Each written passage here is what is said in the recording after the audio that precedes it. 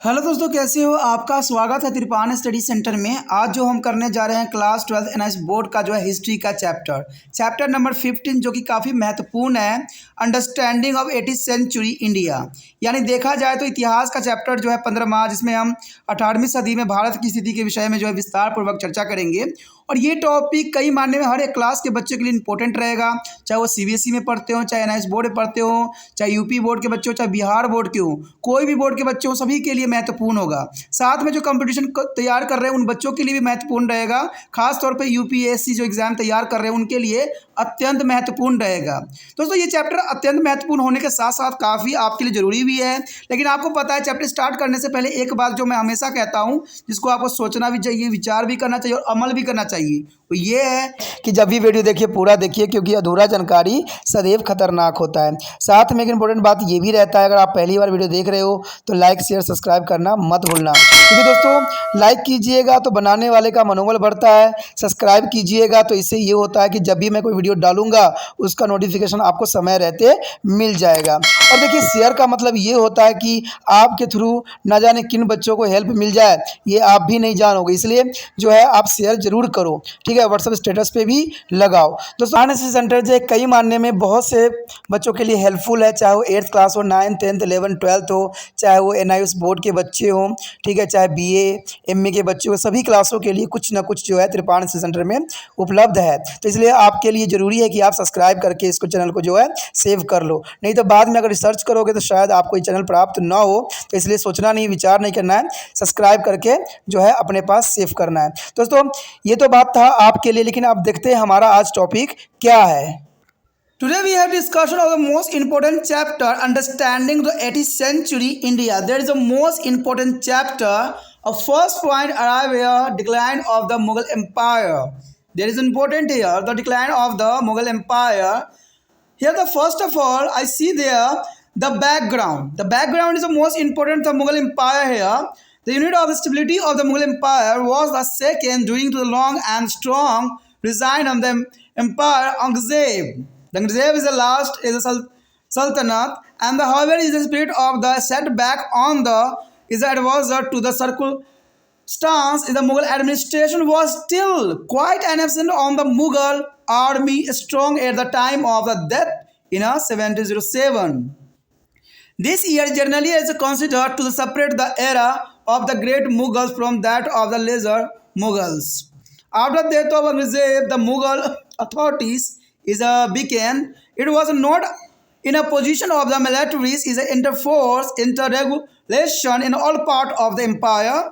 As a result, many is a provisional is a governor started to their assist to their authorities. In due to the course of time, there is a gain independent status.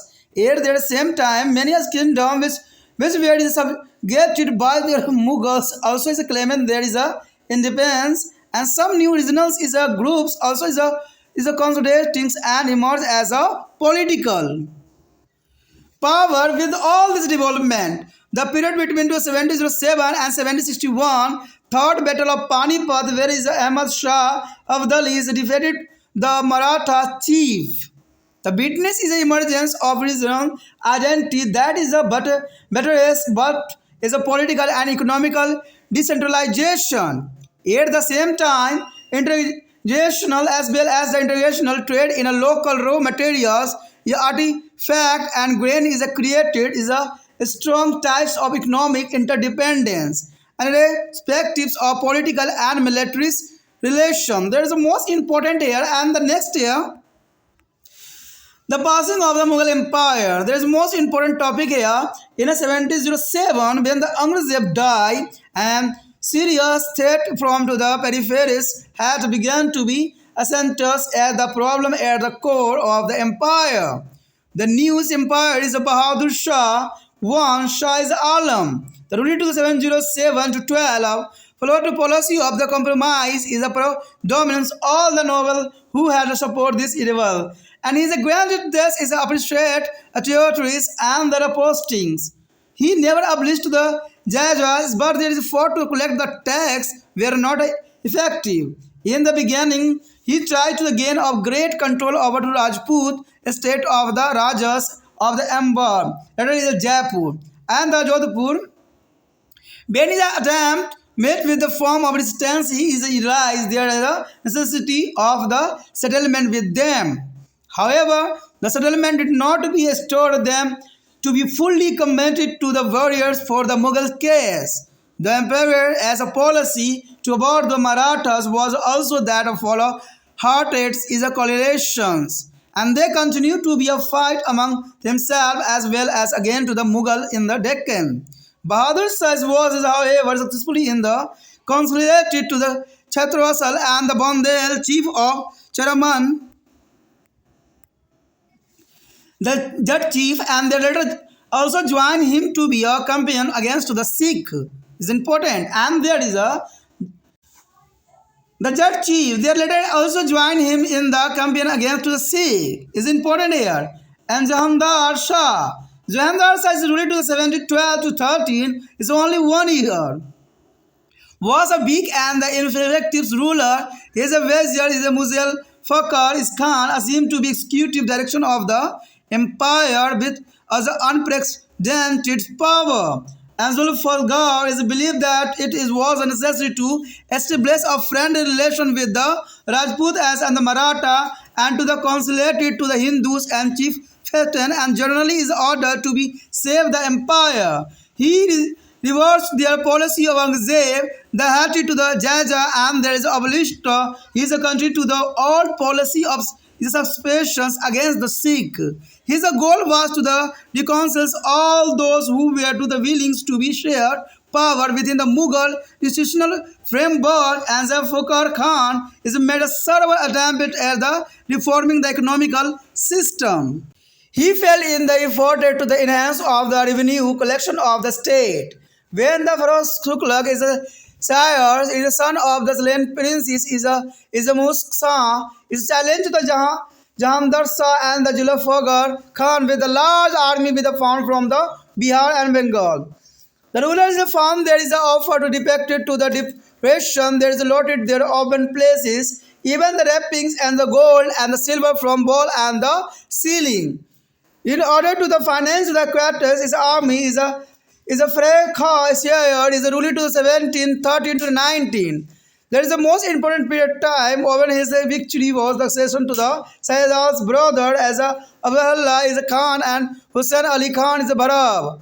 And Sayyid is heading to the office of the Wazir and the chiefs is a Baksis and the acquire control over the affair of the state. There is a promoted, there is a policy is inserted to added by the Zulfikar Khan, and there is as the other similar taxes where the immediately is abolished. The brother finally suppressed to the Sikh and revolt and tried to the consulate the Rajput, the Marathas and the Jat. However, the policy was hampered by divisiveness between the Wazir and the emperor as the group tended to all themselves as with one of the other. The Jat once again is started pondering the royal highest between Agra and Delhi and Farooq Siaya that the Raja Rai Singh to be lead to the fugitives is a campaign against them, but Wazir is negotiated is a settlement over to the Raj as had. As a result, throughout the northern India, Zamindar as either revolted to the volatiles or simply refused to be pay or assist to the revenue. On the other hand, Furox is a compound into the difficulties in the Deccan by sending letter to be some Maratha chief urging them to be opposed. There is a force as the Deccan governors who is happened to be a deputy and the associate of the Sayyid Hussain Ali Khan.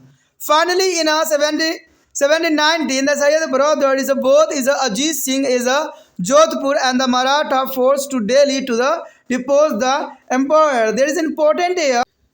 The murder of Farooq Iyer is a create a wave of revolution against the Sayyid among the various factions of nobility, and who were also is a jealousy of there is a growing of power.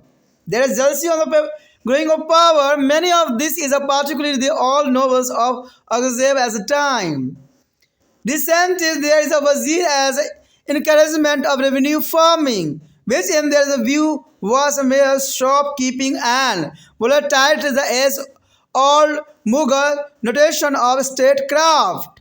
In the Farooq era, as a place the brothers is arise to be a throne, three young princes is a quick succession. Within the eighth is a month in the 1719. Two of these are Rafi'ud is a Razat, is a Rafi'ud, Seva is a Zaha is the second, die of the conservations, and the third who is Azim. The title of Muhammad Shah exhibited to sufficient vigor to set about the freely himself for the brother as a control. A powerful group under the leadership of the Nizam ul Malik is a Chen, is a Quraysh Khan, and his father as a cousin Muhammad Amin Khan. The two eminent nobles emerged finally to the is a Dazalosis as a side brothers is a 1720. By the time of Muhammad Shah, ruled to 1719 to 48, as a come to power, the nature of the relationship between the empire and the nobility had almost a completely changed. Invisible interest of the nobles had come to the guide. There is a course of the politics and the state activities. In 1720, Muhammad Amin Khan replaced the Sayyid Abdullah Khan as a wazir. After Amin Khan's death, January 1720, the office was occupied by the Nizam ul Malik for the brief period until Amin Khan as a son, Umar ul Din Khan is assumed to the title in July 1724 by a claim of heredity of right. The nobles themselves there is a visual discarded this is a appointment, and by this time the noble had assumed lot of power. They used to get a performance is a issue in the name of empire in their favor, and the position of the empire was perceived as a symbol only without a real power. The real power is seated with an important group of nobles. The noble is a control of the central office is maintained as all empire outlook. Even if there is more is a concerned with the stability of the religious as where they had the zagirs. The performance is a mandated things is a content right or a special preeminence in the governors, fazudars and other local official where is a stand in the conformity with the tradition. In the name of the empire, individually falling to the Aurangzeb as a sensation also contribute to be a decline of the royal authorities.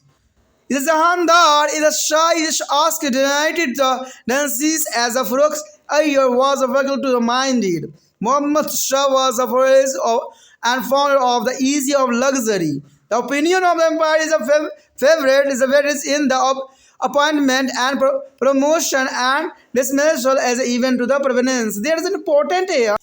यहाँ पर जो हमारे समक्ष आया है अत्यंत महत्वपूर्ण topic Mughal साम्राज्य का पतन। देखिए मुगल साम्राज्य का पतन जो है जानना बहुत ज़रूरी है। आपको पता है कि औरंगज़ेब के समय जो था मुगल एम्पायर का बिल्कुल ही जो है पतन सा हो गया था, क्योंकि उसके बाद जितने भी शासक आए वो कमज़ोर थे या उसके लायक ही नहीं थे। तो देखा जाए तो औरंगज़ेब ही अंतिम शासक रूप में देखा जा सकता है जो काफ़ी पावरफुल था और काफ़ी जो है स्टेबलेट भी किया उसने।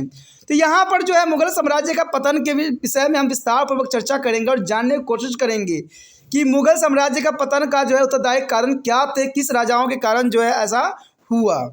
अगर देखा जाए तो सबसे पहली बात तो यही आती है भूमिका किसकी थी उसके पतन के लिए। तो सबसे बड़ी इंपॉर्टेंट बात आती है कि मुगल साम्राज्य की एकता एवं निरंतरता औरंगज़ेब के लंबे तथा मजबूत शासन के दौरान की विखंडित होने लग गई थी। बेशक ही औरंगज़ेब ने काफ़ी मजबूती के साथ जो है शासन की भागदौड़ संभाला था, लेकिन कहीं ना कहीं ऐसा चीज़ था जिसके वजह से जो है सल्तनत का जो है विखंडित हो जाना, टूट जाना, पतन होना स्वाभाविक कर दिया था।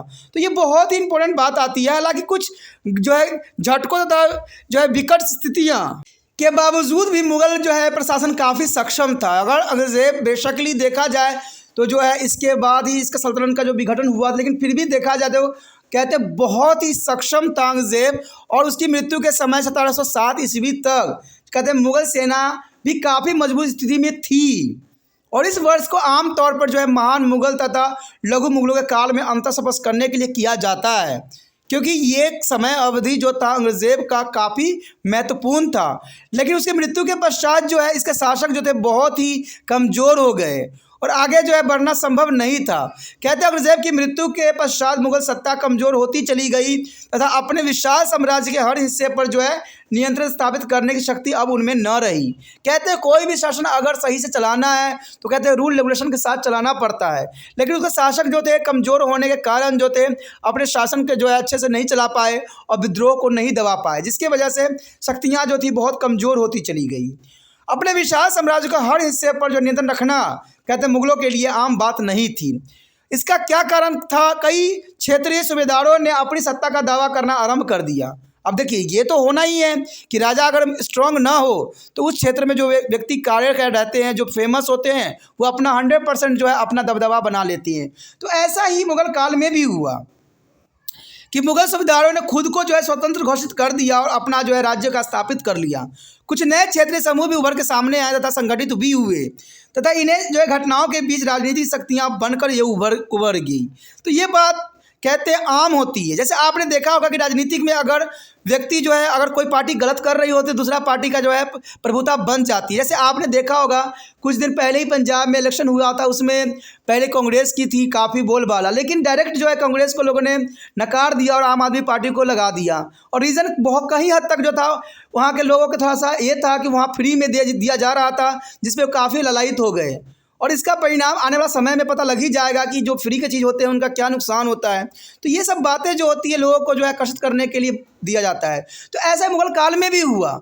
कहते हैं जैसे ही राजा कमज़ोर हो गया वहाँ के क्षेत्रीय राजाओं ने ये कहने लग गए कि हम आपको जो है हर तरह की सुविधाएं देंगे, हर तरह से कार्य में सक्षम बनाएंगे। तो इसलिए लोग जो थे क्षेत्रीय लोग थे वो उन राजाओं को ही अपना राजा घोषित कर दिया और उनका राज्य जो है स्थापित करने में मदद कर दिया।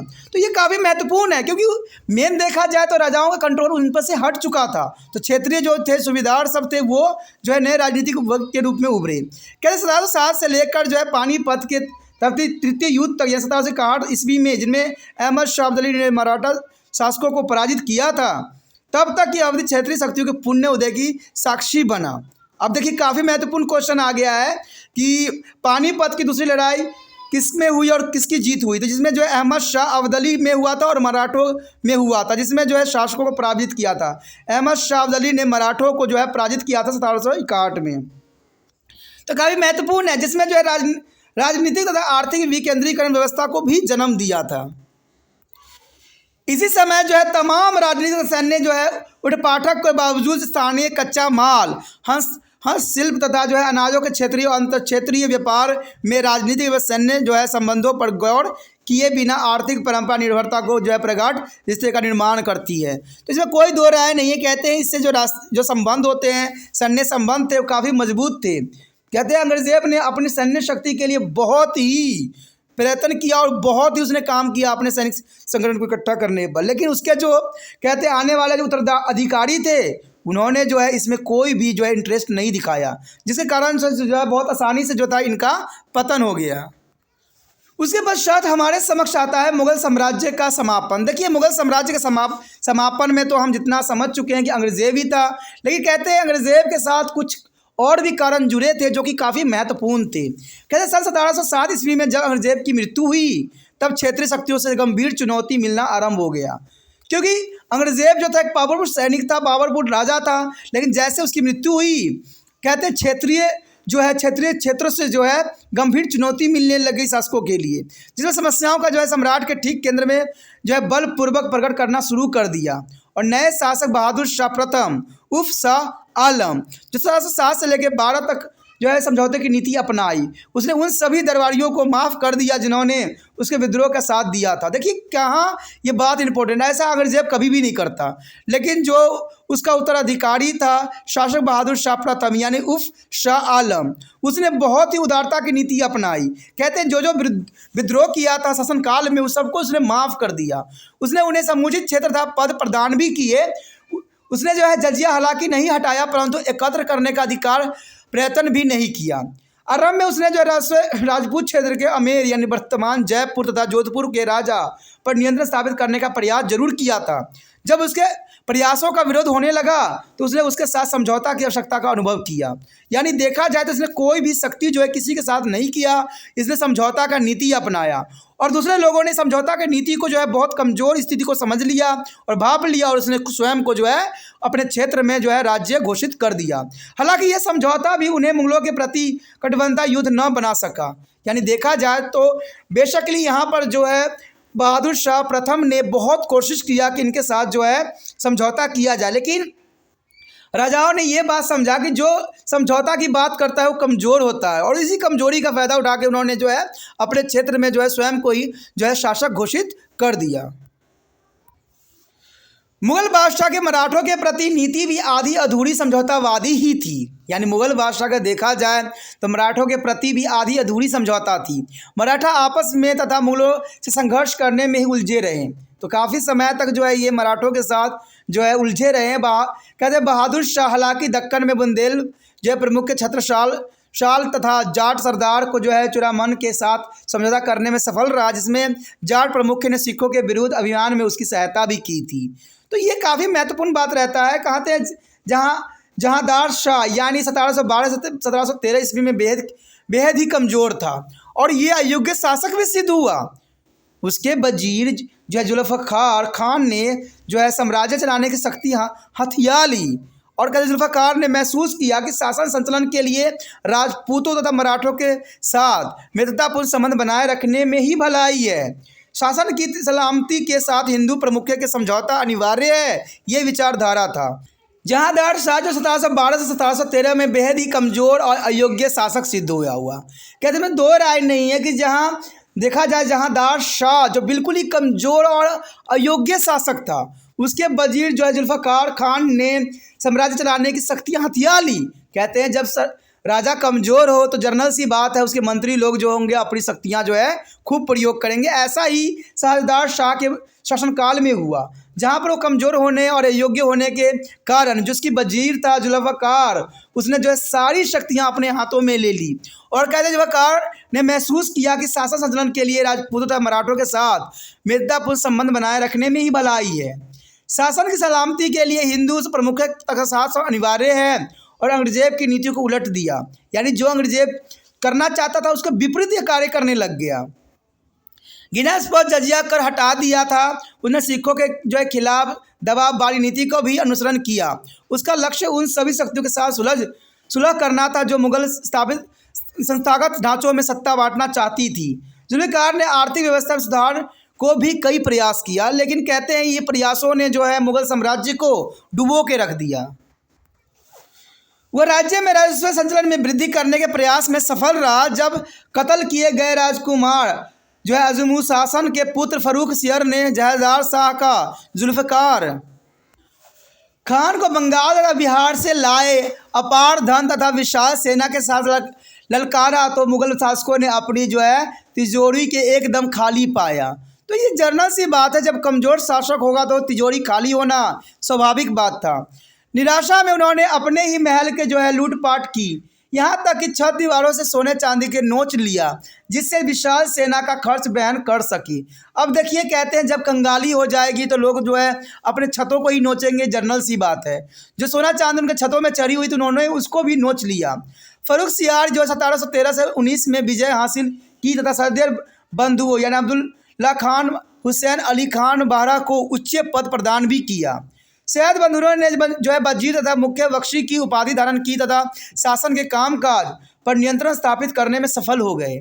उन्होंने जो जुल्फ़िकार की नीतियों को ही आगे बढ़ाया और जजिया तथा अन्य लोकप्रिय कर तत्काल के लिए हटा दिया गया। ये बहुत ही कहते हैं ये अपना पैर पे कदम जो है खुद ही कुल्हाड़ी मारने के समान है।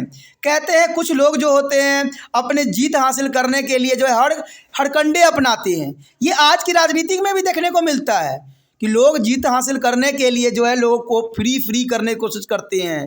आटा चावल दाल मसाले सब फ्री कर रहे होते हैं, ठीक है, साथ में कहते हैं सब कुछ फ्री कर रहे होते हैं। देखने को बड़ी बात है और हो भी रहा है आज की राजनीति में ऐसा ही। और यही जो बात थी यहाँ पर जो है हुसैन अली खान ने भी अपनाया कि उसने जजिया तथा अन्य लोकप्रिय कर को हटा दिया। अब जर्नल सी बात है, जब कर हटा दिया जाएगा, इन चीज़ों को लगा दिया जाएगा, कोई चीज़ फ्री कर दिया जाएगा, तो फ्री का जो वैल्यू है लोग नहीं समझते हैं और इससे सरकार पे बोझ बढ़ता ही चला जाता है। ऐसा ही यहाँ पर भी हुआ, मुगल काल में भी हुआ। कहते हैं जब पतन की रास्ता खुलती है तो लोग जो है बेवकूफ़ी वाली कार्य करते हैं। कहते हैं उलट पुलट वाला काम करना स्वाभाविक बात नहीं है, तभी जो जाके शासन चलाना भी संभव नहीं है। तो ये बात यहाँ पर जजिया और अन्य लोकप्रिय कर हटाकर इसने सबूत दिया। कहते सैयद बंधुओं ने सिख विद्रोह को जो निर्णायक रूप में दबा दिया, वहीं राजपूत, मराठों और जाटों के साथ सुलह समझौते का प्रयत्न भी किया गया। हालांकि सम्राट एवं वजीर के बीच मतभेदों की वजह से यह नीति लागू नहीं हो पाई, क्योंकि जो है गुटबाजी आरंभ हो गई थी। तो गुटबाजी होना स्वाभाविक बात था, जिस तरह की कंडीशन यहाँ पर बनी थी। जाट एक बार फिर जो है आगरा दिल्ली मार्ग पर जो है छापामारी के कामों में संलग्न हो गए थे। फर्रुखसियर ने राजा जय सिंह को जो है आक्रामक करके अभियान चलाने को कहा, किंतु वजीर ने राजा की जान का ही सौदा करने का समझौता कर दिया। अब देखिए कितनी महत्वपूर्ण बात यहाँ पर आ गई कि राजा ने अभी आक्रमण करने का अभियान चलाने को कहा, लेकिन वजीर ने क्या किया, राजा की ही मौत का सौदा कर दिया। तो जनरल सी बात है, जब राजा कमज़ोर होगा तो उसको कोई भी जो हटाना स्वाभाविक बात बन जाती है यहाँ पर। इसका परिणाम यह हुआ कि संपूर्ण उत्तर भारत में जो है जमींदारों ने विद्रोह कर दिया, फिर जमा किए गए राजस्व के राजकोष में देने से इनकार भी कर दिया। कहते हैं सभी ने राजकोष देने से इनकार कर दिया और इधर जो है फर्रुखसियर ने मराठी सरदारों को दक्कन के सूबेदारों की सेनाओं का विरोध करने का जो है गुजारिश पत्र लिख कर दक्कन की समस्याओं को और जटिल बना दिया। अब देखिए कहते ना घर का भेदी लंका ढाए, तो वही कहानी यहाँ पर हुआ। अपने ही वजीर ने जो है अपने ही राजा के लिए गुजारिश पत्र लिखकर जो है समस्याओं को और भी जटिल बना दिया, क्योंकि दक्कन का सूबेदार सैयद हुसैन अली खां का जो है प्रतिनिधित्व तथा सहयोग था। अंततः 1719 में जो है सैयद बदलू ने जोधपुर से अजीत सिंह तथा मराठा सेना को जो है बादशाह को जो है पद उचित करने के लिए ले आए, जो काफ़ी महत्वपूर्ण बात रहती है यहाँ पर। फर्रुखसियर के कत्ल के सैयद बंधुओं के खिलाफ जो है संभ्रता कुलों में विद्रोह की आग जला दिया, और यह वर्ग जो है सैयद बंधुओं की बढ़ती शक्ति से भी ईर्ष्या रखते थे। इसमें कोई भी अमीरों के मुख्यतः औरंगजेब के समय के पुराने अमीरों ने राजस्व कृषि को वजीर के प्रोत्साहन के लिए जो है गुस्सा किया, जो उसके अनुसार मुगल शासनकाल की धारणा का खुलेआम उल्लंघन था। फर्रुखसियर के स्थान पर जो है सैयद बंधुओं ने 8 माह में 3 युवा राजकुमारों को एक के बाद एक जो है गद्दी सौंपी। अब देखिए कहते हैं युवा राजकुमारों को गद्दी सौंपना, कहते हैं कहीं भी समझदारी की बात नहीं रहती है।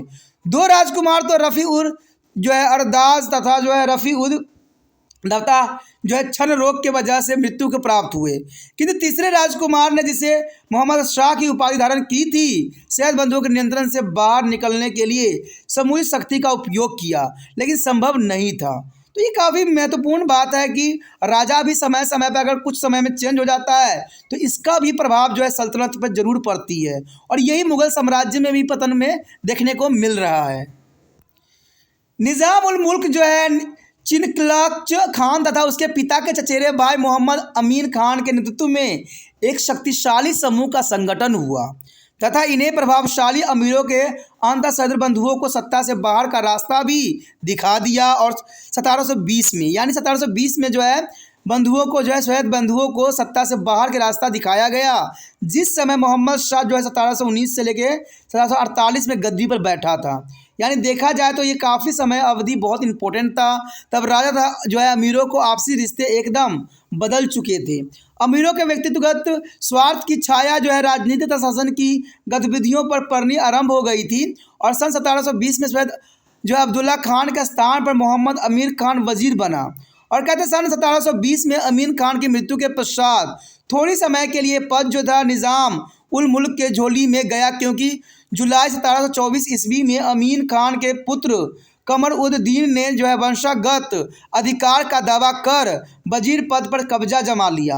अब देखिए यहाँ पर जो है 1724 में बहुत बड़ी जो है फेरबदल हुआ, जहाँ पर अमीन खान के पुत्र कमर उद दीन ने वंशागत अधिकार का दावा कर वजीर पद पर जो है अपना कब्जा जमा लिया। अमीर खुद को इन नियुक्तियों का निर्देश देते थे और इस समय तक अमीरों के पास बहुत ज़्यादा शक्ति आ चुकी थी। वह अपने स्वार्थ हेतु बादशाह के नाम का फरमान जारी करवाया करते थे। देखिए, कहते हैं जब राजा कमज़ोर होता है तो उसके जो है काफ़ी लोग जो है अपने मर्जी का फरमान निकलवाते हैं। तो ऐसा ही इस काल में भी हुआ और मुग़ल के जो है पतन में भी देखने को मिलता है। बादशाह की स्थिति जो है मात्र एक कठपुतली सी हो गई थी। यानी देखा जाए तो बादशाह सिर्फ एक कठपुतली सा हो गया था जो कि सबके इशारों पर चलाया जाता था, जिसके पास शक्ति नहीं थी। असली शक्ति तो अमीरों के संघों के हाथों में होती थी। तब समझ सकते हो कि राजा यहाँ पर कठपुतली है और जितनी भी शक्ति है सब अमीरों संघ के पास है। अमीर पूरे साम्राज्य की गतिविधियों को केंद्र में से नियंत्रित करते थे, जहाँ तक कि उन्होंने उन राजाओं को भी स्थिरता की भी काफ़ी फिक्र थी जहाँ उनकी जागीर थी। यानी उनको फिक्र वहाँ की थी जहाँ उनकी जागीर थी। बादशाह के नाम पर शासकों तथा फौजदारों तथा अन्य स्थानीय कार्यालयों का जो है फरमान कुछ अधिकार प्रदान करने का जनादेश तथा विशेष अधिकार भेजे जाते थे। यानी ये सब राजा फरमान नहीं देता था, उनके जो है राज्य के जो मंत्री हुआ करते, जागीरदार होते थे, वो सारे फरमान दिया करते थे। औरंगजेब के उत्तराधिकारियों की व्यक्तिगत असफलताओं ने शाही सत्ता जब प्रतिष्ठा का भी क्षय कर दिया। यानी औरंगजेब के उत्तराधिकारी बहुत ही कमज़ोर मिले और वो काफ़ी जो है अपनी सत्ता प्रतिष्ठा को भी काफ़ी तहस नहस कर दिया। जहांदार शाह ने जो है बड़प्पन तथा सहनशीलता का अभाव था। फर्रुखसियर अस्थिर बुद्धि का था और मोहम्मद शाह जो है छिछोरे तथा आराम और विलासिता का शौकीन था। अब समझ सकते हो कि औरंगजेब के उत्तराधिकारी कितने जो है अलग टाइप के थे। जहाँ पर जहांदार शाह में बड़प्पन की बातें को दर्शाया गया है और सहनशीलता का अभाव था, सहनशीलता थी ही नहीं उसके अंदर।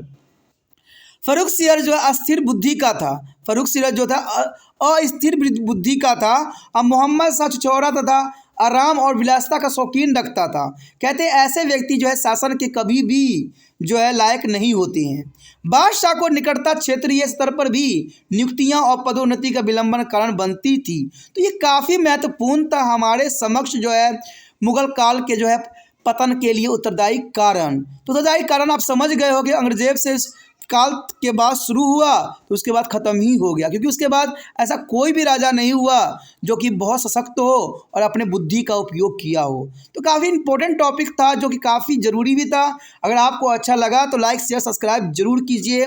जितना हो सके इस वीडियो को दूसरे बच्चों तक पहुँचाने में आप तिरपान स्टडी सेंटर का हेल्प कीजिए, ठीक है। अगर पहली बार वीडियो देख रहे थे तो चैनल को सब्सक्राइब कर लीजिए दोस्तों, तभी फ़ायदा होगा, तभी ही आपको जो है समय समय पर जो है तिरपान स्टडी सेंटर का जो है नोटिफिकेशन मिलेगा और आप उसको देख सकोगे। क्योंकि तिरपान सेंटर सिर्फ एक क्लास के बच्चों के लिए कार्यरत नहीं है, ये जो है आप देख सकते हो कि 9th से लेके जो है आपको जो है MA तक के बच्चों के लिए जो है अग्रसर है। तो ये काफ़ी इंपॉर्टेंट है, सब्सक्राइब कर लेना। कहते हैं अगर सब्सक्राइब करके रख लेते हो तो आपके जो है अपने रिश्तेदारों के लिए भी ये चैनल काफ़ी फ़ायदेमंद सिद्ध हो सकता है।